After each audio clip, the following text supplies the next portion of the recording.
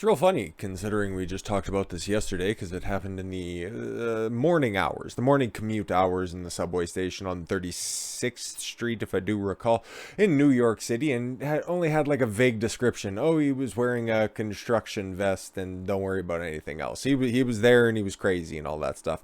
Well, most of that is true. He was wearing a construction vest, but they said yesterday it was green, but then it just turned out to be one of those orange ones.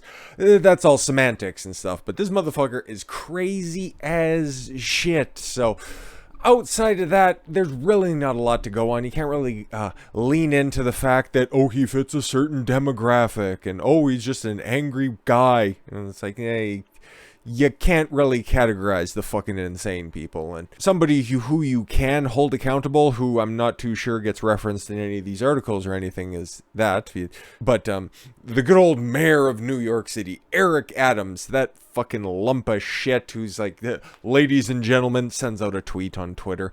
Ladies and gentlemen, we got him. Spoiler, he actually called in, Frank James here, the shooter himself. He called into Crime Stoppers like a while before and turned himself in. So why are you trying to take credit for something you had zero to do with? But that's alright if you want to take the spotlight, you fucking midget, but whatever. Frank James, suspect in New York subway shooting, taken into custody.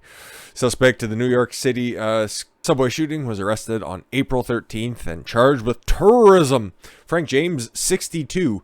This dude fits like zero demographics, okay? Mass shooters, they're normally, okay, I don't have the stats or anything pulled up, but they're normally, well, mass shootings are normally done by white guys, but at least the big headline grabbing ones, okay? You can just, yes, the mass shooting is anybody over 3 casualties, so that happens on the streets of New York City, Chicago, Los Angeles, all the fucking time, but the big headline grabbing ones where there's like double digit casualties, that's normally, a white man's game. Just like serial killing. Oh, what about the DC sniper? And it's like, okay, cool, whatever. If you want to point out all the fucking anomalies, we'll be here all day. But he's also, at 62, really fucking old. Because that seems to be, like I said, school shooters who were, like, obviously under 20 years of age. All the way up till, like, there was that, maybe, like, mid to late 30s goof in Denver. Like, that's about the oldest one that I can think of. But like, this dude's an anomaly for many different reasons.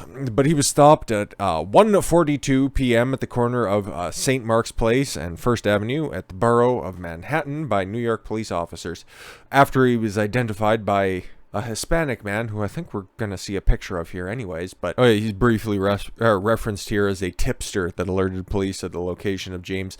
It was a McDonald's, by the way, but I'm surprised people that worked there didn't, recognize the guy. You can tell by the size of him. He is a frequent customer. My fellow New Yorkers, we got him. New York Mayor Eric Adams added James was taken into custody without incident. Yeah, smiling, looked like he was having a good old time. He's already been charged with violating a federal law that prohibits terrorist attacks and other violence against mass transportation systems, and will face additional counts, according to Breon Peace, a U.S. attorney for the Eastern District of New York. Wow, imagine that, a terrorist attack is illegal. Big shock.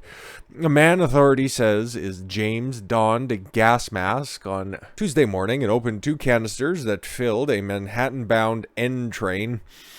Okay, we'll see by some of his rants, he had specific targets in mind, with smoke before opening fire on the train that pulled into the 36th Street station in the borough of Brooklyn. Video footage taken by witnesses shows shots ring out and people fleeing the train. Yeah, we seen some of that yesterday. James popped out from the station.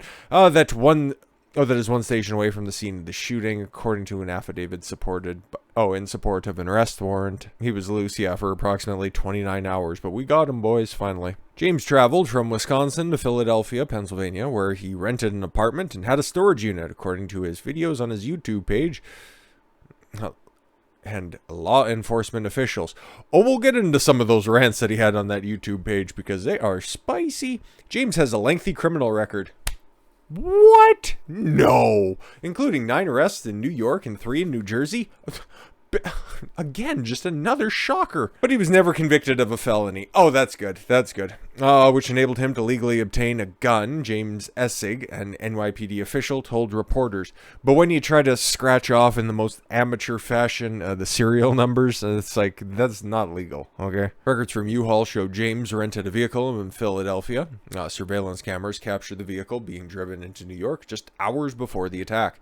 One camera showed him walking on foot away from the van near a subway station, while footage released by the New York Police Department showed him entering a station through a turnstile. A van recovered in Brooklyn as was the key to the vehicle. Sorry, my mistake.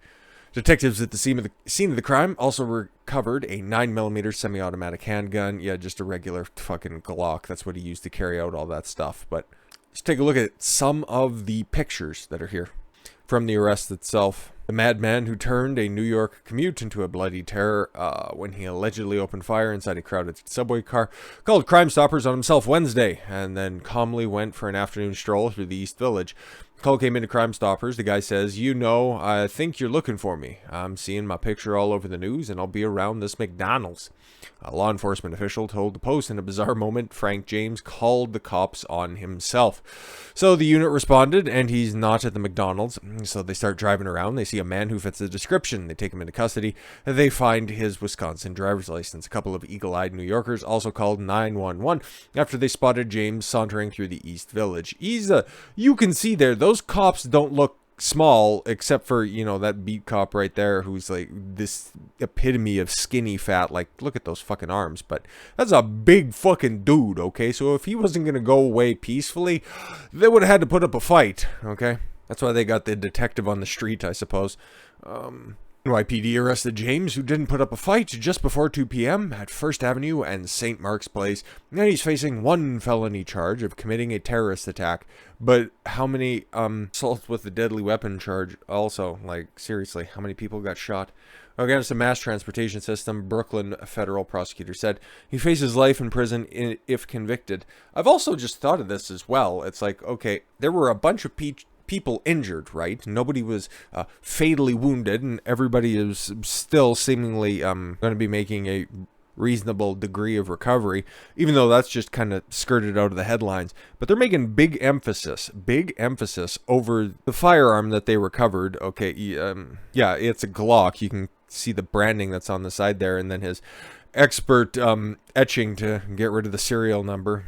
All right. But because there was over 30 casualties, I think like 36 or some shit like that, there was a whole bunch of people that were injured in this, okay? And the fact that he only had a Glock, he had a couple of extended magazines, which there's magazine restrictions in New York, so even if he just had a regular run-of-the-mill magazine from Pennsylvania, that would theoretically be an extended magazine within New York City limits. They're focusing a lot on the fact that this was a shooting.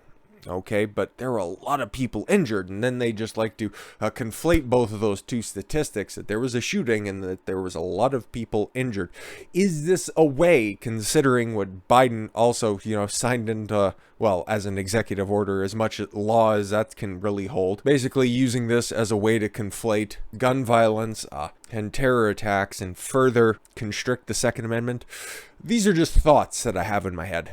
And somebody else who has plenty of thoughts in their heads, Frank R. James himself. Let's talk about his YouTube videos that he put up there. The man has a lot of spicy takes, and that's more or less what I'm concerned about right now. Frank R. James, a 62-year-old person of interest in the Brooklyn subway mass shooting on Tuesday, had a history of incendiary social media posts.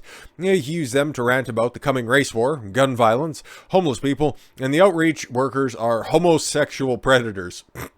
All right. This is going to be fun. On Tuesday morning, 10 people were shot in Brooklyn. Yeah, that's fine, all that stuff. I just want to get past the extreme language warning. But a little spoiler of what fun is to come, his YouTube video about how the war in Ukraine could bring about a race war to exterminate black people. What? Buckle up, kids. They're white, you're not. Really? Oh, okay. Well, I guess I'm a quarter red bone. They're doing that to each other.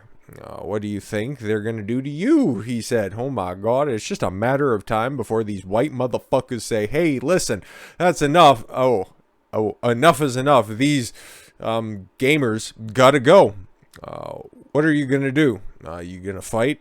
And guess what? You're gonna die. Oh my god. Another video posted on April 11th. Oh, so this was like recent, the day before. James ranted about how he wanted to kill people. Oh no. Good thing he didn't act on that. He tried though. He tried.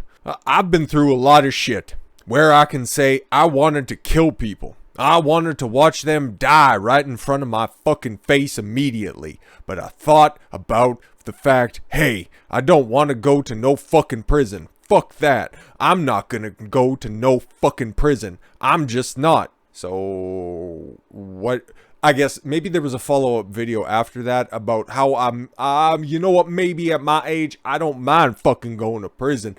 I'm just gonna call in the Crime Stoppers. Any of you motherfuckers in the comment section want to put the phone number to that motherfucker? Because that would be great help to me. Another video posted on March 27th, James ranted against homeless people in New York City subway station. Oh, okay, cool. So maybe he was just trying to conflate his two loves of killing people and the plight of the homeless person, and criticized Mayor Eric Adams. Okay, hold up. Maybe he's got a couple of good points here. Eric Adams. What the fuck? What are you doing, brother? What's happening with this homeless situation? I got on the E-train. Every fucking car. Every car I went to was loaded with homeless people. Okay, fair enough. Okay, let's hear him out. NYPD Commissioner Keechant Sewell. Figures. Said the department did not consider James' comments as threats against Adams. No, but make a couple of alterations to some of the other messages and who exactly Frank James was, and maybe you could misconstrue those as threats, but to the letter of the law, it doesn't pass the Brandenburg test. It's not an immediate threat to Eric Adams. Just Eric Adams is still a threat to New York City. We're not gonna call them threats. He made some concerning posts. Hold up. Okay, once again, this is just out and out privilege of a certain protected group in society, but we'll just continue on. Or someone made some concerning posts. Oh, that's all this is right now? Meanwhile, you want to clamp down on the free speech of people who are concerned about freedom in New York City. That's fine. Just selective enforcement of rules and guidelines I see here. Just part and parcel of what's going on in New York City. There were general topics of concern, complaints about homelessness, complaints about New York. Yeah, that's it. Nothing about a race war. Sure. Oh, going back in the archives from February 20th of this year. Okay, hope so. Featured James talking about dealing with mental health outreach workers through the 70s and 90s, referring to them as homosexual predators. Oh boy. So, as you listen to the mayor talking about how they want to bring in health workers, they want to help the homeless, there's no help. It's gonna fail. Because all these motherfuckers are predators. They're homosexual predators trying to turn everybody out. What? Alright, well, whatever, fucking... His Facebook page, listed under the name Frank Whitaker, featured a variety of incendiary posts and links, including a video in which he discussed how to make a bomb. It's probably fairly prevalent. He's just one of the thousands and maybe even millions of posts on Facebook, so nothing to really see there. There's a ton worse shit that's on that fucking cesspool of a platform. He also lamented about the newly minted Supreme Court Justice Ketanji Brown Jackson marrying a white man. I didn't even know that. This dude's done his research, okay? We should probably be taking tips from him. She married the devil! No deaths have been reported in the shooting, and James is still... Oh, he still remains at large? No. He's still large. He's just been captured, though. I wish his page was still up, because that would be a fun review, but that's a little bit of insight as to what's there, so... Yeah, I suppose that means that New York City is safe for another, how long do we need to reset the clock for? He was out for 29 hours? Give it until the weekend, at least. But with all of that said, thank you all very much for the gift of your time. I've been Don Consuelo. I want you to follow your gut and get after it. Take care, everyone.